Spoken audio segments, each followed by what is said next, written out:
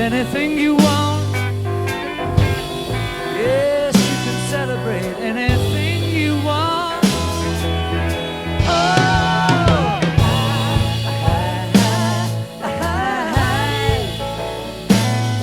to a road hard where you can penetrate any place you go. Yes, you can penetrate any place you go.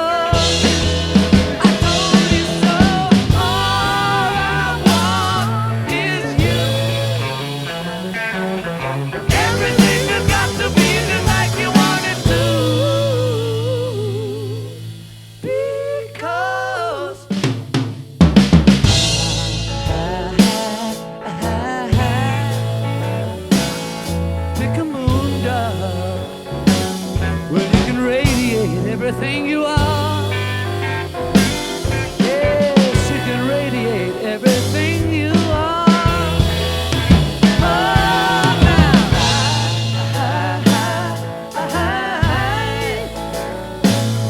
Roll a stone where you can imitate everyone you know. Yes, you can imitate everyone you know.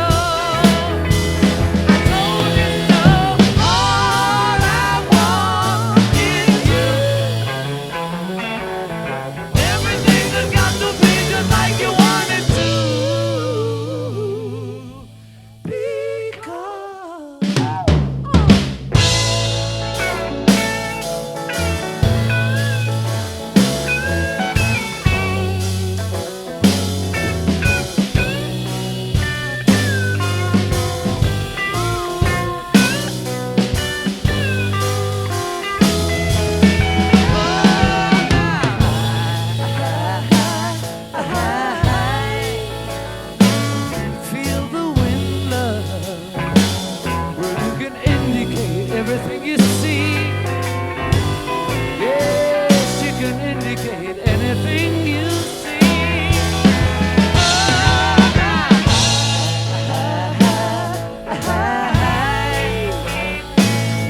Glory, glory, when you can syndicate any boat you row. Yeah, you can syndicate any boat you row.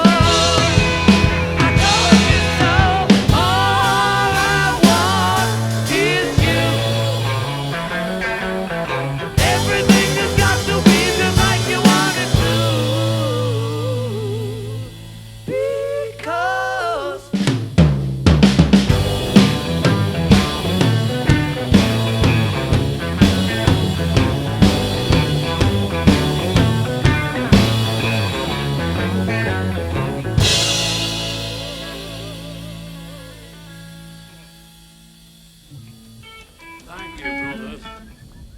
My hand's getting too cold for my accord now.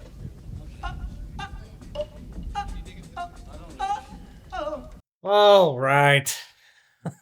Hey, everybody. Ryan here. Man, thanks for joining me on this awesome tune, Dig a Pony. I love this song. Man, I just love it. I love everything about it. I love the composition. I love the weird structure of the verses. I love that there's not the same amount of beats in every bar. I love that you don't even really know where the bars are necessarily.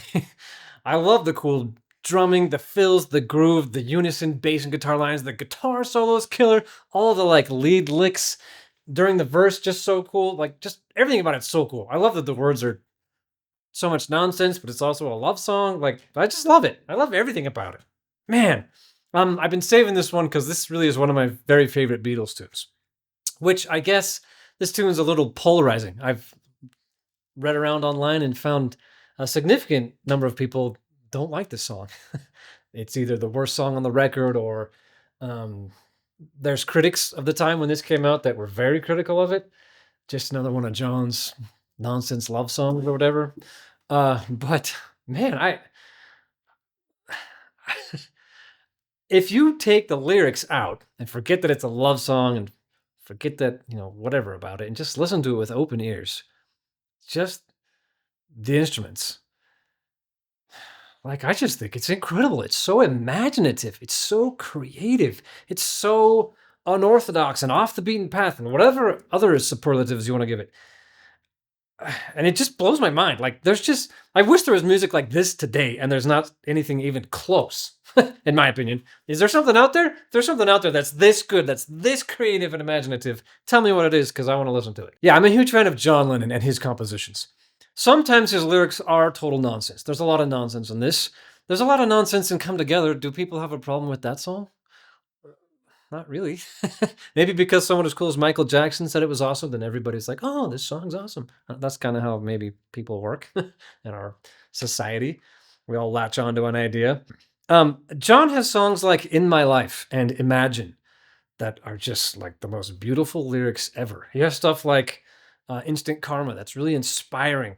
I don't need all of his songs to be like that. And I don't necessarily like this tune because of the lyrics. I don't really think about music that way. I know I'm in the minority that way. A lot of people listen for lyrics first and latch on to lyrics. And then the lyrics are to a catchy tune and it gets in your head and whatnot. I could listen to this all day with no lyrics. I'd be fine like that. John has said, I'll just paraphrase this one, but he said sort of after his career with the Beatles, he wrote about stuff that was happening in his life and that he felt. And then he put it out there. And if that's relevant to other people, fine. And that's kind of, the long and short of it. I'm a huge fan of John Lennon's artistry, his skill, his creativity, just his rock and roll stick it to the man philosophy. I just love it. The Beatles are just so awesome. The album cut on this, if you didn't know, is from the live rooftop concert. They took those recordings from the rooftop concert and put them on the album cut, which is amazing. They sound so good. They were playing in the cold. It was windy. The monitoring had to not be very good. No one has in-ear monitors back then. How did they hear each other?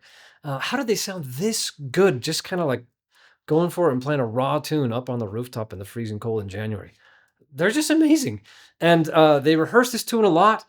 There's a lot of input, I think, that they had on each other. Even though this is purely John Lennon's composition, they still had a lot of influence on each other, and they all come together to make something better than any of them could have done on their own. This is just like pure magic in rock music. So, that said, I love the Beatles. I love John Lennon. Let's talk about Ringo and his drums, because the drums are so good on this tune. Okay, I said something earlier about how you don't necessarily know how many beats are in every bar. Well, what is a bar in this tune? It's hard to define. I've read that this is in 6/8 with some 3/4. That doesn't make any sense, quite frankly. If you're gonna have a bunch of 6/8 bars and then you have one bar with 3, it's 3/8, not 3/4. Is this in 3/4? No, you might think it is, because you can go 1, 2, 3, 1, 2, 2, 3, 1, 2, ba, ba, ba. That's not how 3/4 works. Now, this is all academic, really, but the reason we have these different time feels is because it helps us to express the feel of the music, the phrasing, and also it kind of helps us with notating it. So none of that really matters for just listening it and playing it and enjoying it. But if you're trying to comprehend it and play it the way I'm trying to do, if there's someone out there that wants to learn to play it, it's hard to comprehend this one. I think of this as being in 12/8. Now, it all comes out in the end. It's all just math that adds up in the end, however you want to do it. Think of this in 4 with a bunch of triplets. Think of this in 6/8 if you want. Think of it in 3/4. It doesn't really matter as long as you can comprehend it. I think of this in 12/8 with a 6/8 bar and a 3/8 bar and then more 12/8 bar in the verse. And that's weird. When I think of it that way, it's a 4-bar verse, or if you want to say maybe the verse is longer and it's 2 phrases of 8, but then each bar in the verse is weird length. Or you could say it's in 6/8 with 3, and then it's a 7-bar phrase for one verse, or 14 if you put them together. That's weird. It doesn't reach out and just go weird or awkward like some pop tunes that are out there in an odd meter. There's one artist in particular I can think of that has multiple songs in like a 7/8. There's no reason for it to be in 7/8 though. It could have been just as great in the same in 4/4. But it was like, hey, let's just chop a beat off the end of every bar and make it 7/8 because it'll be odd. That's like being odd for the sake of being odd. To me, this tune, the timing all does what it does because that's how the song goes. That's what it needs. That's how the melodic phrase and the lyrical phrase go. So it doesn't like just come out and slap you in the face as like, this is weird. It's like, it's weird in a meaningful and purposeful way that I think is hard to do. That takes a lot of creativity. Anyways, in terms of the drums, so you're thinking of the strong beats on like a 1 and 3. So if I have like this,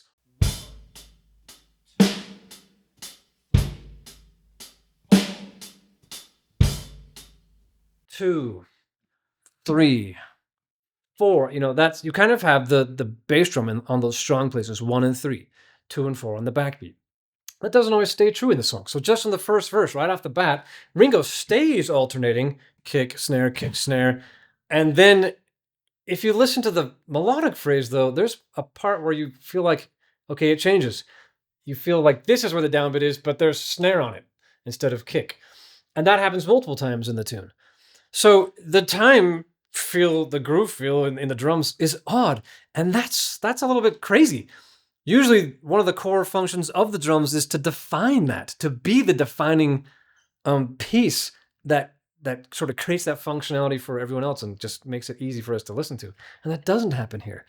I do think John had some input on Ringo for doing that, for just keep alternating, just keep doing what you're doing, and then when the verse gets all weird, the time will sort of flip around and be backwards, where you have snare on 1 and 3 and kick on 2 and 4. So I don't know how much of that was Ringo's idea, but it's crazy. It's cool. It's fresh to me, and it doesn't sound fresh and weird just for the sake of being weird. Like, and it doesn't happen every time either. Sometimes Ringo does it, and sometimes he doesn't. Cool, I think. Another interesting thing about these drums is the use of the cymbals. So he's got basically these two sounds: the open hi hats and this when he's got his main beats.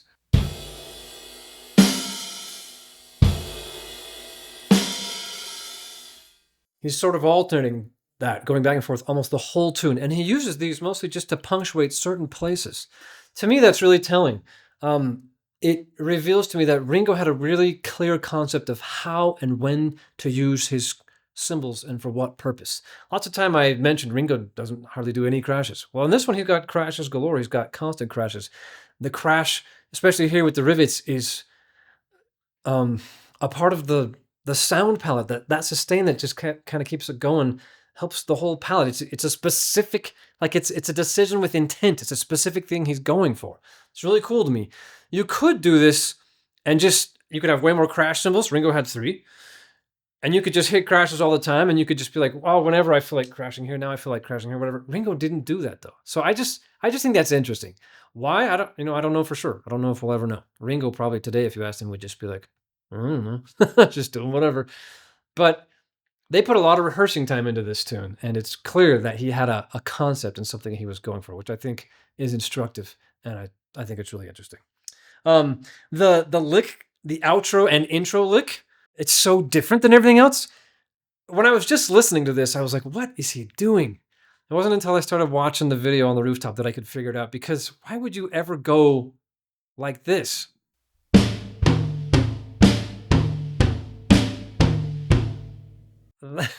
That is so weird to do 2 hands and then 2 hands on the same drum, because unless you play a flam where like one hits the drum slightly before the other, if you play at the same time, you're almost like canceling yourself out. Like, why would you do that? So Ringo does it. Maybe it's just a visual spectacle, but I don't know. He has no reason to not do it. He's just like, I'll just go for it. So that's weird. But then it doesn't keep going through the whole phrase, right? There's all that unison going. So it's like, okay, Ringo's going to do something with them. And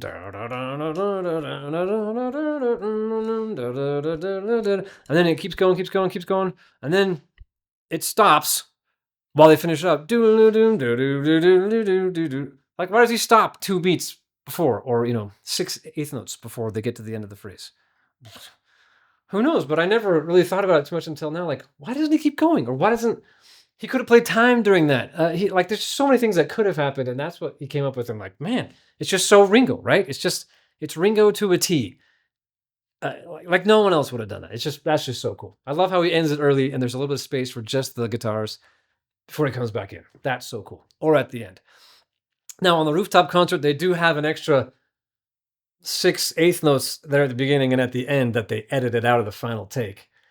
But either way, his lick ends a little early, and then he comes back in with a crash. crazy and cool. Last thing I'll just say about it is just I was just struck by how open this is. When I listen to this tune, I really feel like the chunka chunka chunk, like the shuffle feel. Chunka chunka chunka chunka chunka chunka chunka chunka. I can kind of feel this the whole time, but that's never really happening in the drums. Sometimes there's almost nothing going on. There's like just really open, loose fills. And some of the difficulty in me playing this the way Ringo did was that I wanted to fill it in more. Some of it's really left-hand based, some of it's not. Ringo really likes to crash with his right hand, even though he's a left-handed drummer. He will go out of his way to put in a sticking that gets him to his right hand to crash with his right hand. That's so weird for a left-handed drummer. Why doesn't he just use his left hand more? Why didn't he put this symbol here and use his left hand all the time? I don't know. But it's just so open. There's lots of places where there's hardly anything going on with the fills, and I would naturally want to put in so much more. It's really instructive to me as a drummer, and I hope it is to other drummers, that you just don't have to put in that many notes for it to just be awesome. You have to have a really solid groove. When there's that much space, if your groove is good, then the overall groove of the band, the whole tune can just be like killer, like it is in this tune.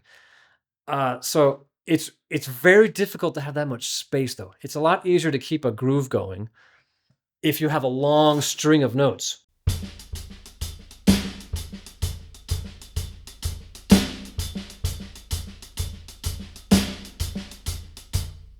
If I have lots of notes all strung together, I can kind of keep them going. Like I'm in motion, I stay in motion.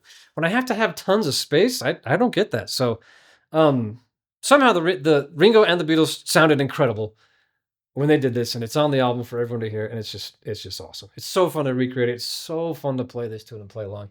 If you're playing this on the drums or on any instrument, you could just kind of go for it. I'm trying to show what Ringo did, do a recreation, but you could just go for this and play really, really simple, and it would fit and work just perfectly for this tune. So I think I'll just leave it right there. I hope you enjoyed it. Man, I love this song. I love what the drums do.